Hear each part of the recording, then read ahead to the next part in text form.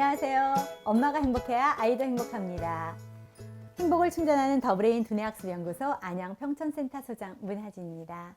네, 그동안 영재인 줄만 알았던 우리 아이가 어느 날 갑자기 전반적 발달장애라는 판정을 받고 나면 부모님들 굉장히 당혹스러우시겠죠.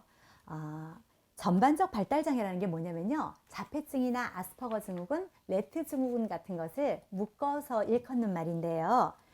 2013년도 미국 정신과학회에서 펴낸 정신장애 진단 및 통계 매뉴얼이라는 책이 있어요. 여기에서 보면 자폐증이나 아스퍼거 증후군, 그리고 뭐라고 달리 명명할 수 없는 전반적 발달 장애를 포괄적으로 이르는 말을 우리가 자폐 스펙트럼 장애라고 한다라고 명명되어 있습니다.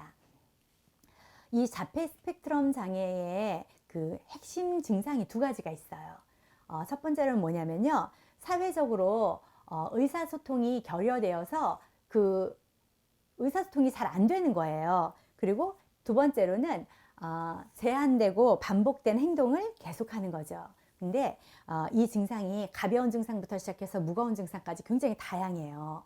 그래서 마치 무지개가 빨주노초 파남보 이렇게 굉장히 다양한 색깔을 가지고 있는 것처럼 이 증상도 굉장히 다양하다라고 해서 우리가 스펙트럼이라는 용어를 빌려와서 표현하고 있습니다. 전반적 발달 장애, 그리고 자폐 스펙트럼 장애, 사실 듣기만 해도 굉장히 무섭고 두려운 그런 용어예요. 그죠? 그런데 어느 날 우리 아이가 똑똑하다고 생각했는데 자폐 스펙트럼 장애래요. 가슴 무너지지 않을 부모님 아마 아무도 없으실 거예요. 그런데요, 사실 이 자폐 스펙트럼 장애의 원인이 아직 다 밝혀진 건 아니에요. 그동안에는 유전적이다라고 얘기했잖아요. 근데 지금 학계에서는 자폐증의 원인으로 특정 유전자의 변이를 보고 있어요. 그렇기 때문에 자폐 스펙트럼 장애는 부모님이 자녀한테 물려준 그런 유전적인 질환이 아니라는 점을 좀 말씀드리고 싶고요. 그렇기 때문에 부모님이 이 죄책감이나 이런 책임감에서 좀 벗어나셨으면 좋겠어요. 왜냐하면 그 사회성을 관장하는 뇌 발달과 관련된 유전자가요, 정상 작동하지 못하도록 이렇게 유전자가 변이가 일어난 거예요. 그렇기 때문에 이런 것만으로 자폐 스펙트럼 장애가 유전적인 거다라고 말하기에는 정확하게 우리가 그 원인이 밝혀진 게 아니기 때문에 아직 부모님들한테 모든 책임을 전가할 수는 없다라는 거죠. 그래서 이 변이가 일어난 것이기 때문에 유전적인 질환이 아니다라는 것을 일단 부모님들께서 마음에서 염두에 두시고 죄책감에서 좀 벗어나셔서 우리 아이들의 정서를 안정시켜 주는데 긍정적인 영향을 좀 미쳤으면 좋겠습니다. 몇 년 전에 1학년짜리 남자아이가 저한테 왔어요. 네, 어머니께서 바로 이런 죄책감을 많이 갖고 계셨어요. 이 아이 또한 굉장히 똑똑하기로 유명한 아이였거든요.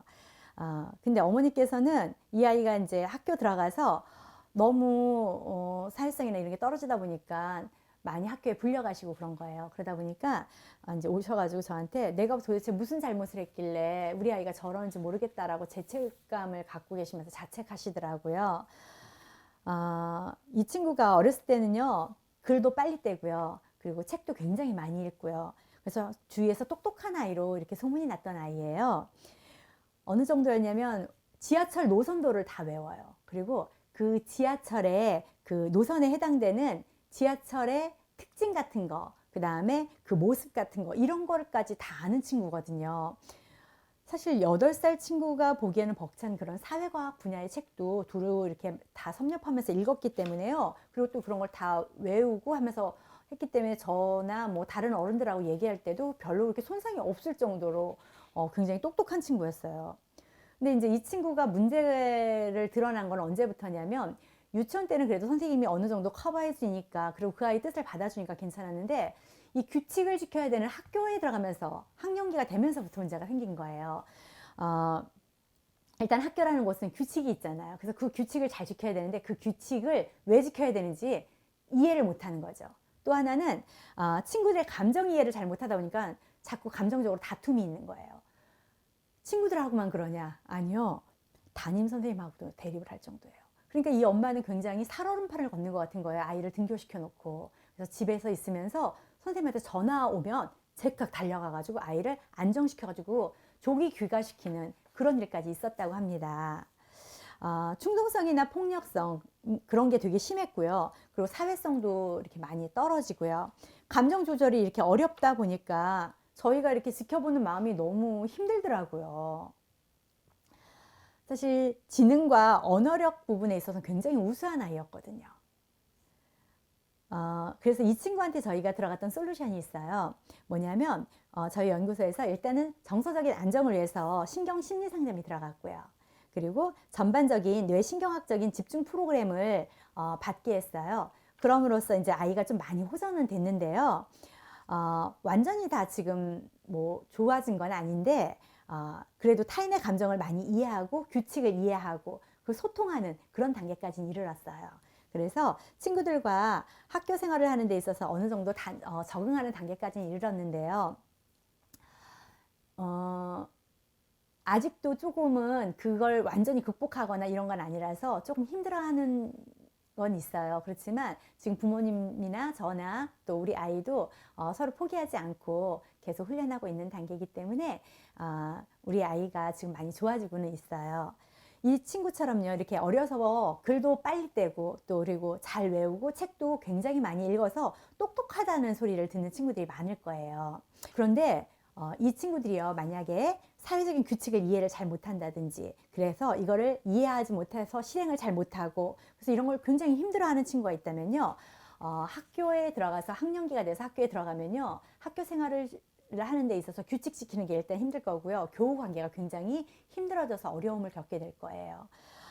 그래서 이런 친구들은 사실 우리가 어렸을 땐 똑똑하니까 무조건 영재라고 하는데요, 영재라고 하기보다는 발달적으로 전반적으로 문제가 있지 않나라고 한번 살펴볼 필요가 있거든요. 그래서 이런 친구들은 전문가를 찾아가서 우리가 정확한 진단을 이렇게 받아보시기를 저는 권장합니다. 그래서 우리 친구들이 단순하게 몇 가지 그 잘하는 모습만을 보고 영재라고 이렇게 섣부르게 판단하기보다는 전체적인 면을 봐서 사람들하고 잘 소통하는지, 정말 행복해 하는지, 그리고 전반적으로 행동을 하거나 이럴 때 무난한지 이런 것까지도 보고 나서 정말 이 아이가 정말 똑똑한지 아닌지를 좀 판정해 주셨으면 좋겠고요. 이런 문제점이 사회적으로 일단은 소통이 잘 안 되고 이해를 잘 못하고 자기 감정만 너무 앞세우거나 이럴 때에는 정말 빨리 이렇게 전문가를 좀 찾아가서 정확한 진단을 받아보시면 우리 아이한테 조금 더 도움이 되지 않을까 생각합니다.